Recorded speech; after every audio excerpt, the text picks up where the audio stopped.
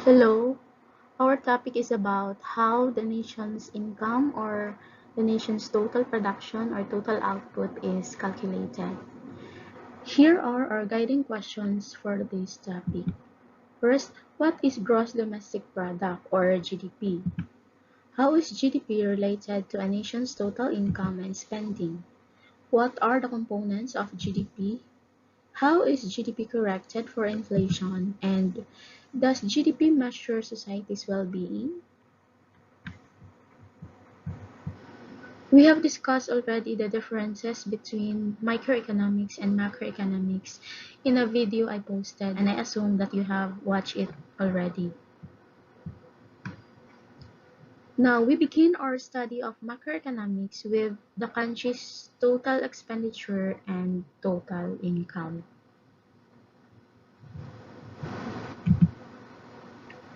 GDP, or gross domestic product, measures total income of everyone in the country. It also measures total expenditure on the country's output of goods and services. For the economy as a whole, income equals expenditure because every dollar a buyer spends is a dollar of income for the seller. In other words, we can measure GDP in two ways. First is by adding all the total income of everyone in the economy, or by adding all the expenditures on the economy's output of goods and services. So we will now define gross domestic product. GDP is the market value of all final goods and services produced within a country in a given period of time.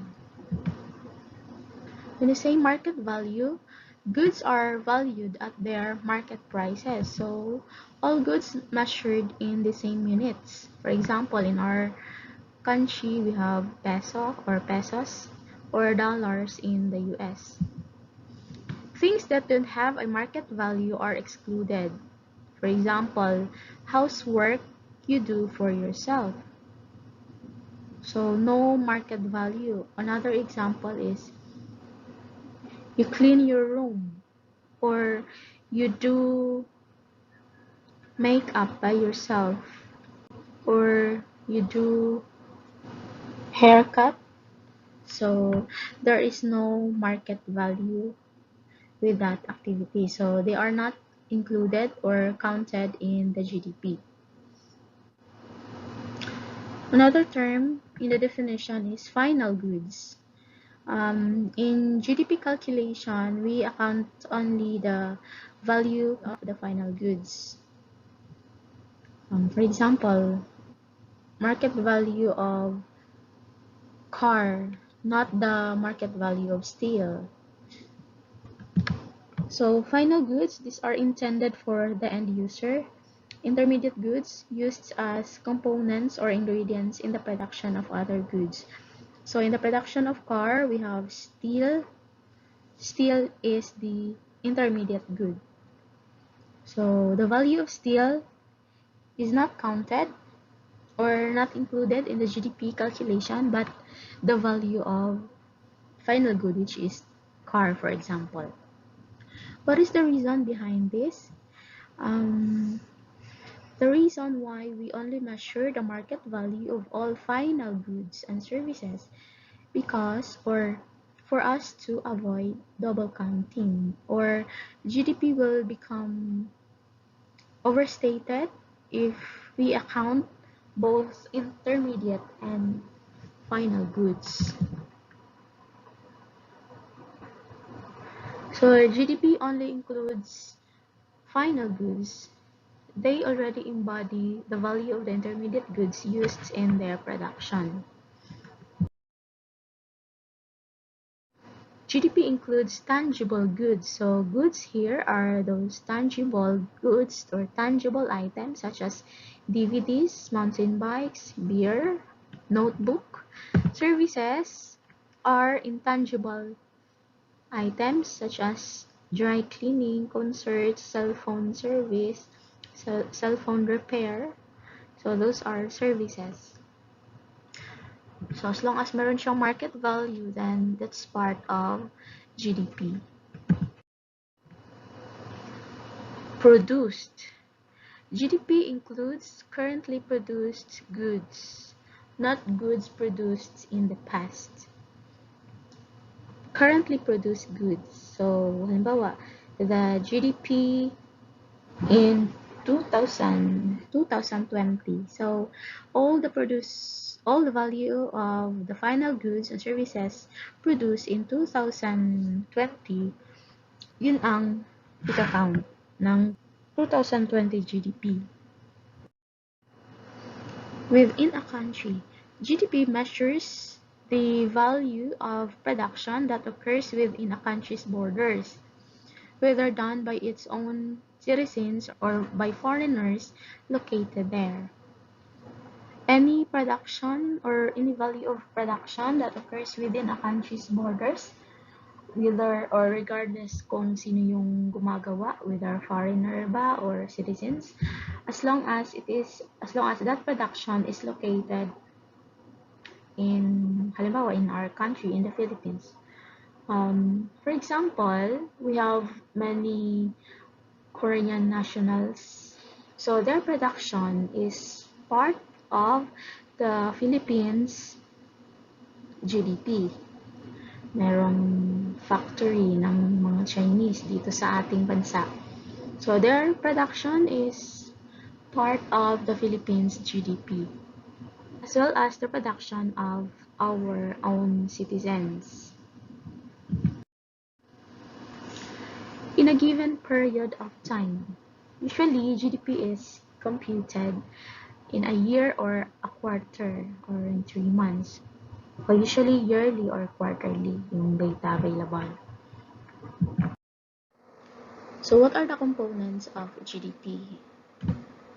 Okay, again, from the circular flow diagram, one of the ideas presented in the graph is that total income is also equal to total spending or total expenditure.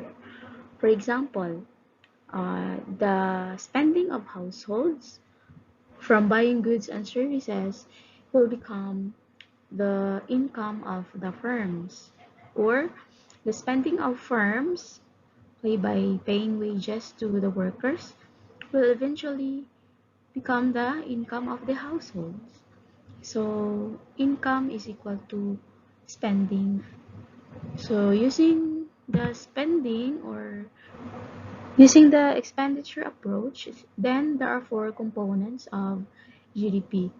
We have consumption spending, investment spending, government spending, and spending in international transactions, or we call that net exports. So these are the 4 components of GDP if we measure GDP using or by adding all the expenditures. So these components add up to GDP, and we denote GDP from now on as Y. So Y is equal to C plus I plus G plus NX. Now we will discuss each of the 4 components of GDP. Firstly, we have consumption spending, or C. It is a total spending by households on goods and services. However, for renters, consumption includes rent payments. So for renters, the rent payments, so that spending is part of consumption. But for homeowners, consumption includes the imputed rental value of the house, but not the purchase price or mortgage payments. For homeowners, consumption only includes the imputed rental value of the house. And so, for example, if you buy a house, brand new house, so that's not anymore part of consumption. But if you are renting a house, then the rental payments, that's spending, right? So that is part of consumption. Why? Because the act of buying a new house is now part of the other component of GDP, which is investment. In the national income and product accounts, a house is considered a piece of capital that is used to produce a flow of services, particularly housing services. So, kaya hindi siya kasali sa consumption expenditure kasi doon na siya na-belong sa investment spending. Halimbawa, when a consumer or a tenant, for example, rents a house or apartment, the consumer is buying housing services. So these services are considered consumption. So the price paid for these services, which is the rent, is counted in the consumption component of GDP. But when someone buys a new house to live in, she is both a producer and a consumer. As a producer, she has made an investment for the purchase of the house that will produce a service. So she is also the consumer of the service, which is valued at the market rental rate for that type of house. So the accounting conventions treat this situation as if the person is her own landlord and rents the house to or from herself. The second component is investment spending, or it is the total spending on goods that will be used in the future to produce more goods. This includes spending on capital equipment such as machines, tools, structures such as factories, office buildings, houses, inventories, or goods produced but not yet sold. So here, note that investment does not mean the purchase of financial assets like stocks and bonds. In Econ, investment does not mean the purchase of financial assets like stocks and bonds. So, ibang story na naman yon. And we will discuss that in the future chapters. The third component is government purchases or government spending, or G. It is all spending on the goods and services purchased by government at the federal, state, and local levels. However, G excludes transfer payments such as social security or unemployment insurance benefits. Okay, what are transfer payments and why they are not part of government spending? So, one example of transfer payments in the Philippines is yung 4Ps, another yung social or yung SSS pensions na na-receive by the pensioners or yung mga elderly. So those transactions are not part of the government spending. Retired persons spend part or all of their social security benefits on food, rent, prescriptions, and so on and so forth. So all of which count in where? Which component? Consumption, right?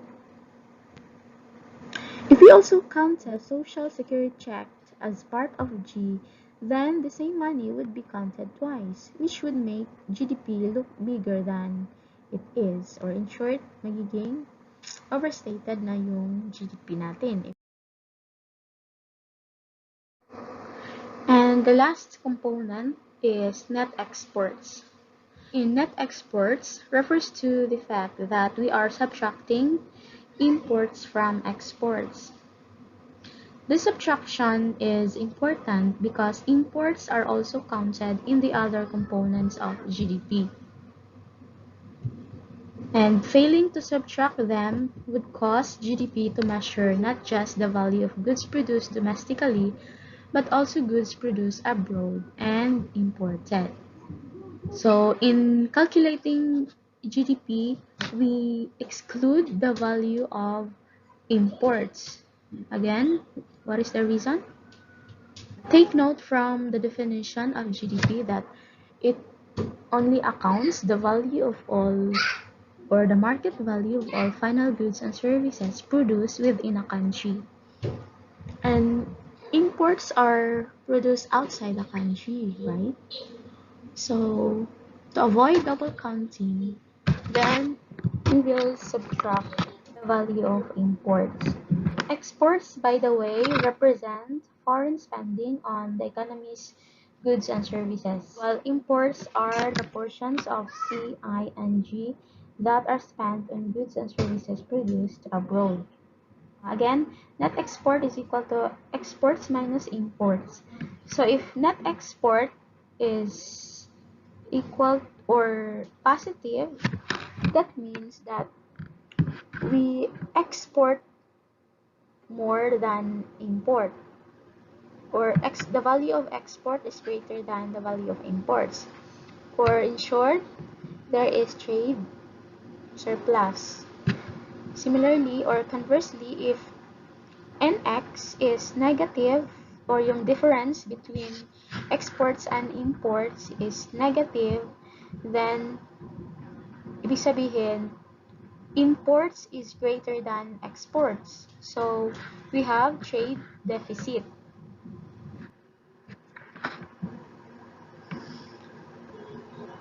Now, adding up all the components of GDP gives the equation na y is equal to c plus I plus g plus nx.